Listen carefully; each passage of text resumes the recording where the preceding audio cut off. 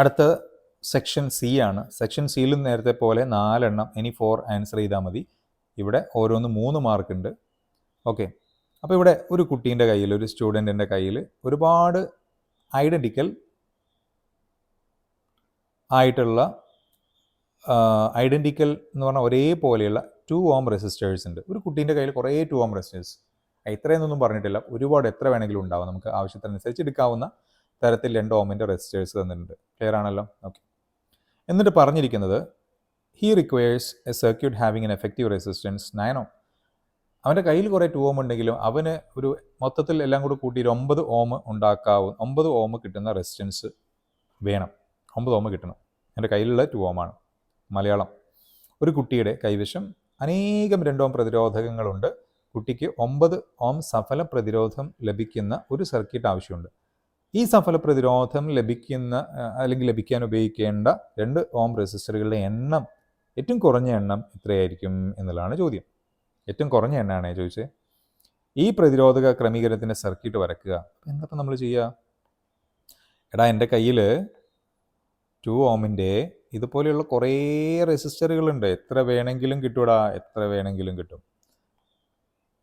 എനിക്ക് 2 രീതിയിൽ ഇതിനെ കണക്ട് ചെയ്യാം. ശ്രേണി രീതിയിൽ കണക്ട് ചെയ്യാം, സമാന്തരമായിട്ടും കണക്ട് ചെയ്യാം. ശ്രേണി രീതി എന്ന് പറയുന്നത് എങ്ങനെയാ? ഇപ്പോൾ ഞാൻ 2 എണ്ണം മാത്രം വരയ്ക്കുകയാണ്. ശ്രേണി ഇതാ, ഇവിടെ ഞാനൊരു 2 ഓം എടുത്തു, ഇവിടെ ഞാൻ മറ്റൊരു 2 ഓം എടുത്തു. ഇത് രണ്ടും തമ്മിൽ ഒരറ്റം മാത്രം കണക്ട് ചെയ്യുകയാണെങ്കിൽ ഞാൻ ഒന്നുകിൽ ഈ അറ്റങ്ങൾ ഇങ്ങനെ കണക്ട് ചെയ്യും. അപ്പോൾ ഇതിനെന്താ പറയുക? ശ്രേണി എന്നാ പറയുക. കാരണം ഇതിനൊന്ന് നീട്ടി വരച്ചു നോക്ക്. ഈ 2 ഓം ഞാൻ ഇവിടുന്ന് 2 ഓം വരച്ചു, എന്നിട്ട് ഈ ഒരു പച്ച ഇങ്ങനെ കാണിച്ചു, എന്നിട്ട് ഞാൻ ഈ റെഡ് ഇങ്ങനെ കാണിച്ചു. അപ്പോൾ ഇത് 2 ഓം ആണ്, ഇത് 2 ഓം ആണ്. ഇങ്ങനെയല്ലേ ഇപ്പോൾ ഉള്ളത്? ഇതെന്ത് കണക്ഷനാണ്? ഇതിനാണ് ശ്രേണി എന്ന് പറയുക. എന്ത് പറയാം? ശ്രേണി അല്ലെങ്കിൽ സീരീസ് കണക്ഷൻ എന്ന് ഇംഗ്ലീഷിൽ പറയും.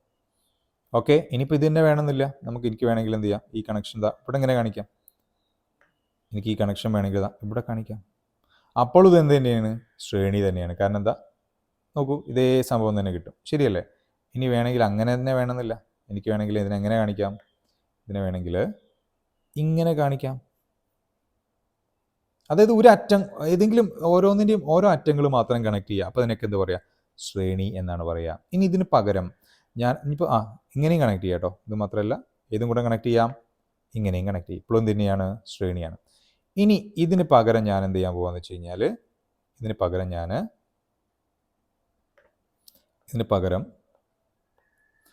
ഒരു കാര്യം ചെയ്യാം. ഇതിൻ്റെ 2 അറ്റങ്ങളും, ഈ അറ്റവും ഇങ്ങനെ കണക്ട് ചെയ്തു, ഈ കൈയും ഇങ്ങനെ കണക്ട് ചെയ്തു, 2 അറ്റങ്ങളും കണക്ട് ചെയ്തു. ഇങ്ങനെയുള്ള കണക്ഷൻ വരുമ്പോൾ ഇങ്ങനെയാണ് വരുന്നത്, ഇങ്ങനെയല്ലേ വരുന്നത്? അപ്പോൾ ഇതിനെന്താ നമ്മൾ പറയുക? ഇത് നമ്മൾ സമാന്തരം എന്നാ പറയുക. സമാന്തരമായിട്ട് ഇതേപോലെ ഒരാളിപ്പുറത്ത് ഇങ്ങനെ പരസ്പരം ഇങ്ങനെ കണക്ട് ചെയ്തിട്ട് സമാന്തരം അല്ലെങ്കിൽ പാരലൽ എന്ന് പറയും. പാരലൽ. ഓക്കെ ആണല്ലോ? ഓക്കെ, ഇനി നമുക്ക് വിഷയത്തിലേക്ക് വരാം. അപ്പം ഇവിടെ ഞാൻ എന്ത് ചെയ്യാം? അപ്പം ഇവിടെ നോക്കൂ, എൻ്റെ കയ്യിൽ കുറേ 2 ഓം റെസിസ്റ്ററുകളാണുള്ളത്. എനിക്ക് എത്ര ഓമാണ് വേണ്ടത്? എനിക്ക് 9 ഓമാണ് വേണ്ടത്. എന്താ ചെയ്യുക? ഒന്നും ചെയ്യാൻ പറ്റില്ല. കാരണം 9 ഓം അല്ലേ?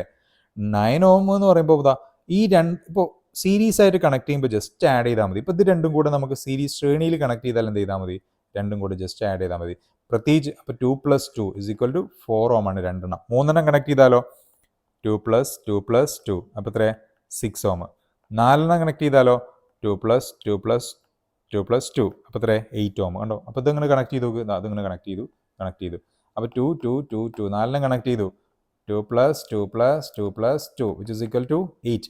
അപ്പോൾ ഇതിന് ശരിക്കും എങ്ങനെ ചെയ്താൽ സീരീസ് ആയിട്ട് കണക്ട് ചെയ്യുമ്പോൾ ഒരു സൗകര്യം എന്താ വെച്ചാൽ, ഈ 2 ഓം റെസിസ്റ്റർ ആണെങ്കിൽ 2 × എത്ര എണ്ണ ഉണ്ട് കണക്ട് ചെയ്ത് എത്ര എണ്ണ കണക്ട് ചെയ്തെന്ന് നോക്കിയാൽ 2 × 4 8. അങ്ങനെ അങ്ങോട്ട് ചെയ്താൽ മതി. ഈസി ആയിട്ട് കിട്ടും അല്ലേ? 2 + 2 + 2 + 2 എന്ന് പറഞ്ഞാൽ എത്ര? 2 × 4. അതെന്തുകൊണ്ടാണ്? സെയിം റെസിസ്റ്റർ ആയതുകൊണ്ടാണ്. 2 × 4 എന്ന് പറഞ്ഞാൽ മതി. അപ്പോൾ 8. അപ്പോൾ 8 കിട്ടി. ഇനി ബാക്കി എത്ര കിട്ടണം? 1 ഓമും കൂടെ കിട്ടണം. 1 ഓം കിട്ടാൻ ഒരിക്കലും ഒന്നും കൂടെ സീരീസ് ആയിട്ട് കണക്ട് ചെയ്താൽ 10 ഓം ആവുക. അപ്പോൾ അങ്ങനെ ചെയ്തിട്ട് കാര്യമില്ല. അപ്പോൾ നമ്മളൊരു കാര്യം ചെയ്യാൻ പോവാണ്. ഇങ്ങനെ ഇതേപോലെ 2 എണ്ണം പാരലായിട്ട് കണക്ട് ചെയ്ത് നോക്കുക.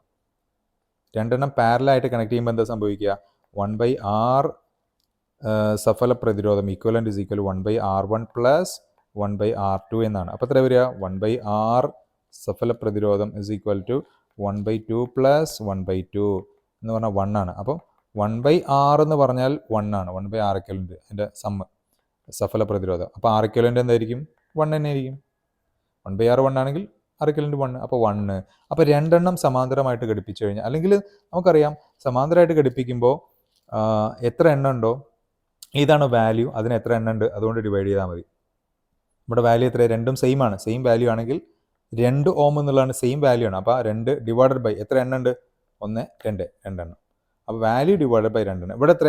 വാല്യൂ ഇൻറ്റു എത്ര എണ്ണം ഉണ്ട് എന്നില്ല. ഇവിടെ എത്ര ഉണ്ട്? 4 എണ്ണം, 8 അങ്ങനെ എടുത്താലും മതി. ഓക്കെ, എന്തായാലും നമ്മളിവിടെ എന്ത് ചെയ്തു? കണ്ടുപിടിച്ച് വെച്ചു. അപ്പോൾ എത്ര എണ്ണം വേണം? നമുക്കിവിടെ പറയാം 4 എണ്ണം. 1, 2, 3, 4. അപ്പോൾ 4 എണ്ണം സീരീസ് ആയിട്ടും പിന്നെ ഇങ്ങനെ ഉണ്ടാവും. ഇത് 2 ഓം 2 ഓം 2 ഓം 2 ഓം. അപ്പോൾ ഇതൊക്കെ കൂടെ കൂട്ടി എത്ര കിട്ടും? 8 ഓം കിട്ടും അല്ലേ? ഓക്കെ, പിന്നെ ഇത് എത്ര?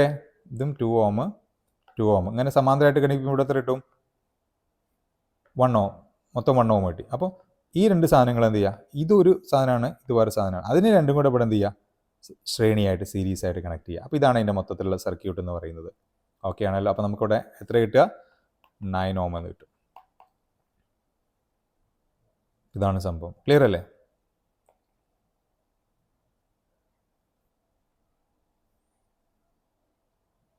ഓക്കെ അല്ലേ? ഇനി analyse the circuits and answer the following questions. ഈ സർക്യൂട്ട് അനലൈസ് ചെയ്തിട്ട് നമ്മൾ ഈ ക്വസ്റ്റ്യൻ ആൻസർ ചെയ്യുക എന്നുള്ളതാണ്. അപ്പോൾ ഇവിടെ എന്താ പറയുക, ഒരു കോയിൽ ഇങ്ങനെ തന്നിട്ടുണ്ട്. ആ കോയിൽ ഇവിടെ ഒരു 12 വോൾട്ടിൻ്റെ ബാറ്ററി വെച്ചിട്ടുണ്ട്. DC ആണ് കേട്ടോ, 12 വോൾട്ട് DC ആണ്. ഇവിടെ ഒരു സ്വിച്ച് ഉണ്ട്. ഇവിടെ ഒരു magnetic field is developed around the solenoid only in the second circuit. Analyse circuits and answer the following. ഒരു മാഗ്നറ്റിക് ഫീൽഡ് ഇപ്പോൾ 2 circuit 1 circuit 2. Do you agree with this statement? ഒന്നിൽ മാത്രമേ മാഗ്നറ്റിക് ഫീൽഡ് ഉണ്ടാവുള്ളൂ എന്നാണ് മൂപ്പര് പറഞ്ഞത്. ഇവിടെ എന്തോ ബൾബ് വെച്ചിട്ടുണ്ട് അല്ലേ, 3 വാട്ട്. അപ്പോൾ എന്താ പറഞ്ഞിരിക്കുന്നത്? ഇതിൽ മാത്രം, ഒന്നാമത്തെ കേസിൽ മാത്രമേ ഈ DC only in the second circuit. രണ്ടാമത്തെ ഇവിടെ AC ആണ് കൊടുത്തേക്കണേ. ഇവിടെ AC ആണ്, ഇവിടെ DC ആണ്. AC കൊടുത്തെടുത്ത് മാത്രമാണ് മാഗ്നറ്റിക് ഫീൽഡ് ഉണ്ടാവുള്ളൂ എന്നാണ് പറഞ്ഞത്. അത് തെറ്റാണ്. AC കൊടുത്താലും DC കൊടുത്താലും ഒരു ചാലകത്തിൽ കൂടെ, ഒരു കണ്ടക്ടർ കൂടെ കറണ്ട് കടന്നു പോകുമ്പോൾ AC ആയാലും DC കറണ്ട് ആയാലും ഏതാണെങ്കിലും അവിടെ എന്തുണ്ടാവും? മാഗ്നറ്റിക് ഫീൽഡ് ഉണ്ടാവും. അപ്പോൾ ഈ സ്റ്റേറ്റ്മെൻറ്റ് എന്താ? തെറ്റാണ്. അപ്പോൾ നോ, തെറ്റാണ്. ഐ ഡോണ്ട് അഗ്രി അല്ലേ? ഓക്കെ, പിന്നെ in which circuit A continuous EMF is induced? അങ്ങനെ ഒരു കാര്യമുണ്ട്. കണ്ടിന്യൂസ് EMF എവിടെ കിട്ടുന്നത് എന്നുള്ളതാണ്. അപ്പോൾ നമ്മളിവിടെ പറഞ്ഞത് ഇവിടെ എന്താണ്? ഇവിടെ 2 സർക്യൂട്ട് ഉണ്ട്. ഇവിടെ കൊടുത്തത് DC ആണ്, ഇവിടെ കൊടുത്തത് AC ആണ്. അപ്പോൾ അത് രണ്ടും തമ്മിലുള്ള വ്യത്യാസം എന്താ? DC കൊടുക്കുമ്പോൾ DC എന്ന് പറയുന്നത് വ്യതിയാനം സംഭവിക്കുന്ന കറണ്ട് അല്ല. AC എന്ന് പറയുന്നത് വ്യതിയാനം സംഭവിക്കുന്ന കറണ്ടാണ്. അതായത് DC എന്ന് പറയുമ്പോൾ ആ പേരിൽ തന്നെയുണ്ട് ഡയറക്റ്റ് കറണ്ട് എന്നാണ്. AC എന്ന് പറയുമ്പോൾ ഓൾട്ടർനേറ്റിംഗ് കറണ്ട് എന്നാണ്. ഓൾട്ടർനേറ്റിംഗ് കറണ്ട് എന്നുള്ളതാണ്. ഓൾട്ടർനേറ്റിംഗ് കറണ്ട്, ഡയറക്റ്റ് കറണ്ട്, ഇത് DC. ഓൾട്ടർനേറ്റിംഗ് കറണ്ട് എന്ന് പറഞ്ഞാൽ അത് മാറിക്കൊണ്ടിരിക്കുന്നുണ്ട്, വ്യതിയാനം സംഭവിക്കുന്നുണ്ട്, ഇങ്ങനെയാണ്. അതേസമയം ഡയറക്റ്റ് കറണ്ട് പറഞ്ഞാൽ മാറിക്കൊണ്ടിരിക്കുന്നില്ല, വ്യതിയാനമില്ല. അപ്പോൾ ഇവിടെ എപ്പം മാത്രമേ നമുക്കെപ്പോഴും ഇവിടെ എന്താ പറഞ്ഞിരിക്കുന്നത്? കണ്ടിന്യൂസ് EMF ഇൻഡ്യൂസ് ചെയ്യണം എന്നുണ്ടെങ്കിൽ എന്ത് വേണം? EMF ഇൻഡ്യൂസ് ചെയ്യണമെങ്കിൽ നിങ്ങൾ പഠിച്ചു വെച്ചോളൂ. മാഗ്നറ്റിക് ഫീൽഡിൽ, കാന്തിക മണ്ഡലത്തിൽ എന്ത് വേണം? വ്യതിയാനം വേണം, ചേഞ്ച് വേണം. മാഗ്നറ്റിക് ഫീൽഡ് ചേഞ്ച് ചെയ്യണം. അപ്പോൾ ചേഞ്ചിങ് മാഗ്നറ്റിക് ഫീൽഡ് ഉണ്ടാവണമെങ്കിൽ അവിടെ കൊടുക്കുന്ന കറണ്ടും എന്തായിരിക്കണം? വ്യതിയാനം വേണം. അപ്പോൾ വ്യതിയാനമുള്ള കറണ്ട് കൊടുത്താൽ വ്യതിയാനമുള്ള മാഗ്നറ്റിക് ഫീൽഡ്, കാന്തിക മണ്ഡലം ഉണ്ടാവും. അതായത് ചേഞ്ചിങ് കറണ്ട് കൊടുത്തു കഴിഞ്ഞാൽ ചേഞ്ചിങ് മാഗ്നറ്റിക് ഫീൽഡ് ഉണ്ടാവും. അങ്ങനെ ഉണ്ടെങ്കിൽ മാത്രമേ EMF ഉണ്ടാവുള്ളൂ. അപ്പോൾ DCയിൽ എന്തല്ല? DCയിൽ ചേഞ്ചിങ് കറണ്ട് അല്ല, അതുകൊണ്ട് ചേഞ്ചിങ് മാഗ്നറ്റിക് ഫീൽഡ് ഉണ്ടാവില്ല. ചേഞ്ചിങ് മാഗ്നറ്റിക് ഫീൽഡ് ഇല്ലെങ്കിൽ അവിടെ എന്തില്ല? EMF ഇൻഡ്യൂസ് ചെയ്യപ്പെടുകയില്ല. പക്ഷേ ഇവിടെ സ്റ്റാർട്ടിങ്ങിൽ മാത്രം ഉണ്ടാകും. കാരണം ഇവിടെ ഇനീഷ്യലി സ്വിച്ച് ഓഫ് ആയിരുന്നു. അപ്പോൾ 0 ആയിരുന്നു ഇതിൽ കൂടെ പോയ കറണ്ട് 0 ആയിരുന്നു. പെട്ടെന്ന് സ്വിച്ച് അങ്ങോട്ട് ഓൺ ആക്കുന്ന സമയത്ത് ഇതിലേക്ക് കൂടെ ഒരു കറണ്ട് പാസ് ചെയ്യും. അപ്പോൾ അവിടെ എന്തുണ്ടാവും? സ്റ്റാർട്ടിങ്ങിൽ മാത്രം ഇവിടെ DC കൊടുക്കുമ്പോൾ ഒരു EMF ഉണ്ടാവും. അതേസമയം ഇതിൽ എ സി കൊടുക്കുന്നിടത്ത് കണ്ടിന്യൂസ് ആയിട്ട് കറണ്ട് ഇങ്ങനെ മാറിക്കൊണ്ടിരിക്കുകയാണ്. അപ്പോൾ അതുകൊണ്ട് അവിടെ എപ്പോഴും കറണ്ട് മാറും, അതുകൊണ്ട് എപ്പോഴും മാഗ്നറ്റിക് ഫീൽഡും മാറും. എപ്പോഴും മാഗ്നറ്റിക് ഫീൽഡ് മാറുമ്പോൾ എപ്പോഴും മാഗ്നറ്റിക് ഫീൽഡിൽ ചേഞ്ച് വ്യതിയാനം ഉണ്ടാകുമ്പോൾ ഇവിടെ എന്ത് സംഭവിക്കും? ഇ എം എഫ് എപ്പോഴും ഉണ്ടായിക്കൊണ്ടിരിക്കും. അപ്പോൾ എപ്പോഴും ഇ എം എഫ് ഉണ്ടായിക്കൊണ്ടിരിക്കുന്നത് എവിടെയാണ്? ഈ രണ്ടാമത്തെ സർക്യൂട്ടിലാണ്, എ സി കൊടുത്ത സർക്യൂട്ടിലാണ്. ഓക്കെ ആണോ? അപ്പോൾ in which circuit A continuous E M F is induced എന്ന് വെച്ച് കഴിഞ്ഞാൽ name and explain this phenomenon.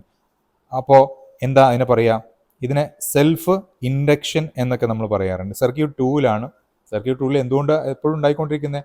Self induction എന്നുള്ള ഒരു പ്രോസസ്സ് കാരണമാണ്. സെൽഫ് ഇൻഡക്ഷൻ എന്ന് പറഞ്ഞാൽ എന്താ? ഒരു കോയിലിൽ കൂടെ കറണ്ട് പാസ് ചെയ്യുമ്പോൾ അതേ കോയിലിൽ തന്നെ ഇ എം എഫ് ഇൻഡ്യൂസ് ചെയ്യാനുള്ള ആ ഒരു പ്രോപ്പർട്ടി, അതിനെയാണ് നമ്മൾ എന്താ പറയുക? സെൽഫ് ഇൻഡക്ഷൻ എന്ന് പറയുന്നത്. Self induction is A phenomenon where the EMF is induced in a coil when a varying current passes through the same coil. ഒരു അതേ കോയിലിൽ കൂടെ തന്നെ ഒരു വാരിയിങ് കറണ്ട്, ഓക്കെ,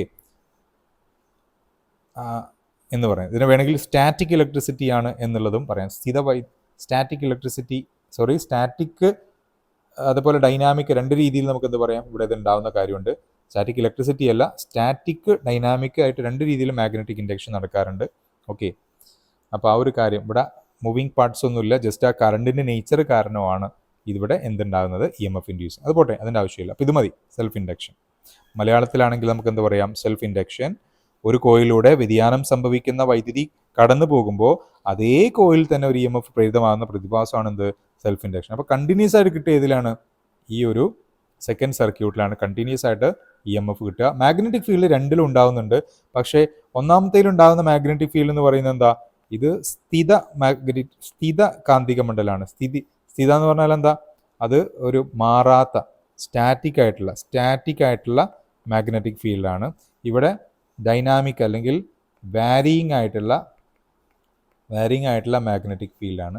അതിൻ്റെ ഫലമായിട്ട് അവിടെ എന്തുണ്ടാകും? ഇ എം എഫ് ഓൾവേസ് ഉണ്ടാകും. ഇവിടെ ഇപ്പോൾ മാത്രമേ ഉണ്ടാവുള്ളൂ, സ്റ്റാർട്ടിങ്ങിൽ മാത്രം, കൊടുക്കുന്ന സമയത്ത് മാത്രമേ എന്തുണ്ടാവുള്ളൂ? ഇ എം എഫ് ഉണ്ടാവുള്ളൂ. ഇനി നമുക്ക് പറയാനുള്ളത്, match the following statements associated with mirrors in columns A, B and C in the correct order. മിററുമായിട്ട് ബന്ധപ്പെട്ട് അത് അവിടെ പറഞ്ഞ characteristics of the virtual image use. Mirror എന്ന് പറഞ്ഞാൽ 3 മിറർ, ഒന്ന് കോൺകേവ് മിറർ കാണിച്ചിട്ടുണ്ട്, രണ്ടാമത്തേത് കോൺവെക്സ് മിറർ, പ്ലെയിൻ മിറർ. നമുക്കൊരു കാര്യം മനസ്സിലാക്കണം. കോൺകേവ് മിറർ എന്ന് പറഞ്ഞാൽ നമ്മൾ എന്തിനാണ് യൂസ് ചെയ്യണേ? ഡെന്റിസ്റ്റുകളൊക്കെ യൂസ് ചെയ്യുന്നത് കോൺകേവ് മിററാണ്. മാത്രമല്ല അതെന്ത് ചെയ്യുന്നുണ്ട്? അപ്പോൾ എപ്പോഴും ഇതിൽ കിട്ടുന്നത് എൻലാർജ്ഡ് ഇമേജ് ആയിരിക്കും. എൻലാർജ്ഡ് ഇമേജ് ആണ് ഇങ്ങനെയാണ് കിട്ടുക. ഓക്കെ ആണല്ലോ? ഡെന്റിസ്റ്റുകൾ യൂസ് ചെയ്യുന്ന ആ മിറർ കൂടെ നോക്കിക്കഴിഞ്ഞാൽ വലിയ ചിത്രമാണ് ഉണ്ടാവുക.